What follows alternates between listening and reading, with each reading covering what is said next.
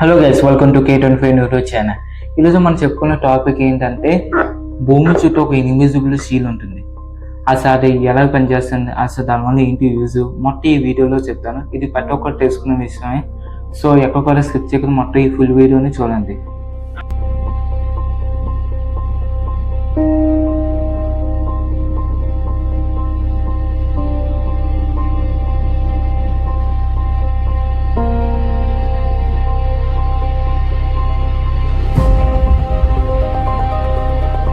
ఇంటికి దాని పేరు ఏంటి తెలుసా మీకు?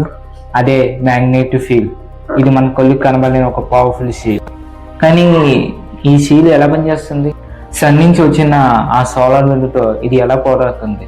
దాని గురించి తెలుసుకోనికి నాసా స్పేస్లో ఒక శాటిలైట్ లాంచ్ చేసింది. దాని పేరే MMS. ఇప్పుడు దాని గురించి మనం తెలుసుకుందాం. సన్ నుంచి కాంతి అలాగే వేడి మాత్రమే పంపిస్తారనుకుంటే అది మీ పెద్ద పొరపాటు.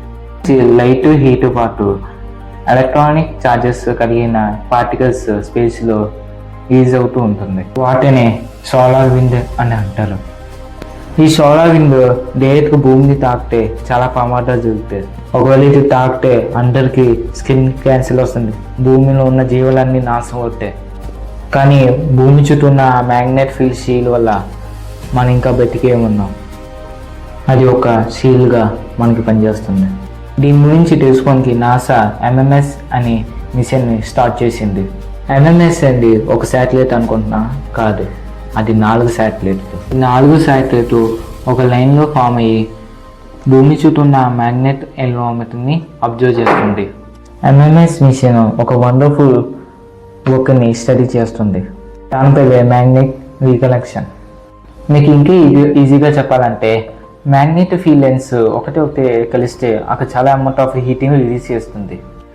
ఇదే ప్రాసెస్ ఇది సన్లో కూడా జరుగుతుంది, భూమి చుట్టూ కూడా ఇదే జరుగుతుంది. ఒక భూమే కాదు, ఇంకా చాలా గ్రహాలు కూడా ఇదే జరుగుతుంది. అందుకే స్పేస్లో ఉన్న వెదర్ని అబ్జర్వ్ చేయడం చాలా కష్టం. అసలు దీనివల్ల ఏంటి మనకి యూజ్? స్పేస్లో జరిగిన ఈ చేంజెస్ మన భూమిపై ఎఫెక్ట్స్ పడవచ్చు.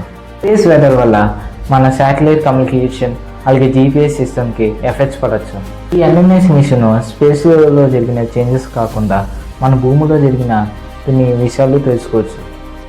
మన కంటికి కనబడిన మ్యాగ్నెట్ ఫీల్డ్స్ అలాగే సూర్యుడి నుంచి వచ్చిన పవర్ఫుల్ రేస్ ఒక స్పేస్లో ఒక బ్యూటిఫుల్ ప్రాసెస్ జరుగుతుంది. వీటిని అర్థం చేసుకోవడానికి నాసా పంపించిన MMS మిషన్ వల్ల మన స్పేస్లో జరిగిన చాలా విషయాలు మనం తెలుసుకోవచ్చు. ఇలాగ చూసానంటే మీకు వీడియో చాలా బాగా నచ్చింది అనుకుంటున్నాను.